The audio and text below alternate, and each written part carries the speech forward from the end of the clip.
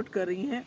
यहाँ तक कि आपने देखा कि जहांगीरपुरी में सुप्रीम कोर्ट के डायरेक्शन के बावजूद 2-2.5 घंटे तक बुलडोज़र चलता रहा। यानी कि बीजेपी ने जो हमारे इंस्टीट्यूशंस हैं, जो लोगों के बचाव के लिए होते हैं, उनको भी इतना कमज़ोर कर दिया है कि एक म्यूनिसिपैलिटी सुप्रीम कोर्ट के डायरेक्शन मानने से इनकार करती है। तो इससे ज़्यादा तबाही क्या हो सकती है। तो ऐसे में कभी हिजाब पे, कभी कपड़ों पे, कभी अजान पे, कभी कुछ पे, ये हमने जम्मू कश्मीर में तो पिछले 3 साल हमने ये जुल्म देखे हैं। यहीं से शुरुआत हुई। आज भी आपने देखा कि हमें जो हमारे मजहबी जो हमारे लवाज़िम आते हैं हमें पूरे करने नहीं देते हैं। ईद के दिन भी जामे मस्जिद को बंद रखा। न सिर्फ जामे मस्जिद बल्कि कई जगह जो है ईदगाह में नमाज नहीं पढ़ने दी और 7 बजे के अंदर, 7:30 के अंदर नमाज पढ़नी। यानी हमारे मज़हब में पूरी तरह से मुदाखलत हो रही है इस वक्त। और ये जम्मू कश्मीर जो है ये एक तजुर्बा गाह बन गया है। यहाँ से शुरुआत होती है और उसको फिर पूरे मुल्क में ले जाया जाता है। और आज जो मुल्क के हालात हैं, मैंने बार बार कहा कि जम्मू कश्मीर ने जो इल्हाक किया है वो गांधी के मुल्क के साथ किया है, गांधी के हिंदुस्तान के साथ किया है। मगर बदकिस्मती से बीजेपी अपने एजेंडे के ऊपर काम करते हुए इस मुल्क की जो आईन है उसको दरकरार करते हुए, उसको अपने पाँव के अंदर रोंदते हुए अपना एजेंडा इम्प्लीमेंट करना चाहती है। गोडसे का एजेंडा इम्प्लीमेंट करना चाहती है। और गोडसे के जो मुल्क के साथ जम्मू कश्मीर ने इल्हाक नहीं किया है। हमने उस वक्त भी जो पाकिस्तान के जिन्ना साहब हैं, उन्होंने जो टू नेशन थ्योरी दी, उसको हमने दरकिनार किया, उसको रिजेक्ट किया और हमने एक सेकुलर हिंदुस्तान के साथ जुड़ने का फैसला किया। मगर आज बदकिस्मती से जो हालात बीजेपी मुल्क में पैदा कर रही है, जिस तरह मुसलमानों को एक गैर यकीनियत का एहसास हो रहा है, वो डरे हुए हैं, खौफजदा हैं, उनकी कोई बात नहीं कर रहा है।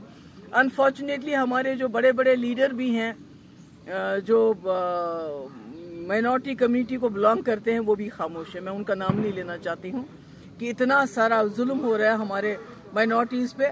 अगर कहीं बोलते हैं तो वो हमारे जो हिंदू भाई हैं वही बोल रहे हैं, मगर जो मुसलमानों की लीडरशिप है वो खुल के बात नहीं कर रही है, वो डर रहे हैं। मुझे नहीं मालूम क्या वजह है, मगर इस वक्त जो हो रहा है मुल्क में ये बहुत ख़तरनाक है। और इसके जो इसके नताइज है, मेरे ख्याल में जैसे 1947 में जो हालात बने थे पूरे मुल्क में, और उस वक्त जम्मू कश्मीर एक वाहिद ऐसी रियासत थी जहाँ पर हिंदू मुस्लिम सिख भाईचारा बिल्कुल बराबर रहा। यहाँ किसी की मौत नहीं हुई, किसी को कत्ल नहीं किया गया।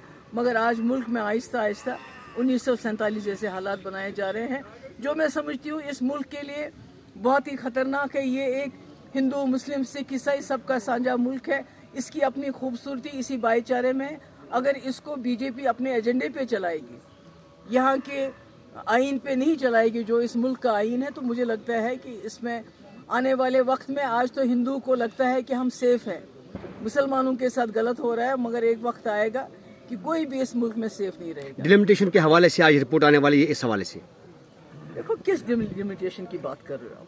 वो डिलिमिटेशन जो बीजेपी का एक्सटेंशन बना हुआ है, जिन्होंने जो आबादी का जो बेसिस है उसको दरकिनार करके जैसा उनका दिल किया, जिस इलाके को जहाँ जोड़ा जहाँ तोड़ा, ये तो इसको हम पूरी तरह रिजेक्ट करते हैं। हमें तो इस पर कोई भरोसा नहीं है। ये जो 370 को जिस दिन हटाया गया, उसके साथ ये जो डिलिमिटेशन कमीशन है, इसकी जो सिफारिशात हैं, ये उसी की कड़ी है कि किस तरह जम्मू कश्मीर के लोगों के इख्तियारात कम से कम किया जाए, इनको ज़्यादा से ज़्यादा कमज़ोर किया जाए, किस तरह इनको डिसएम्पावर किया जाए, ये उसी की कड़ी है और कुछ भी नहीं है। क्या पीएचडी इलेक्शन जो है साथ में लड़ी, क्योंकि उमर साहब ने भी बताया कि पीएचडी को जो है इलेक्शन साथ में लड़ना चाहिए। देखिए अभी तो मेरे भाई इलेक्शन का तो कोई नामो निशान ही नहीं है।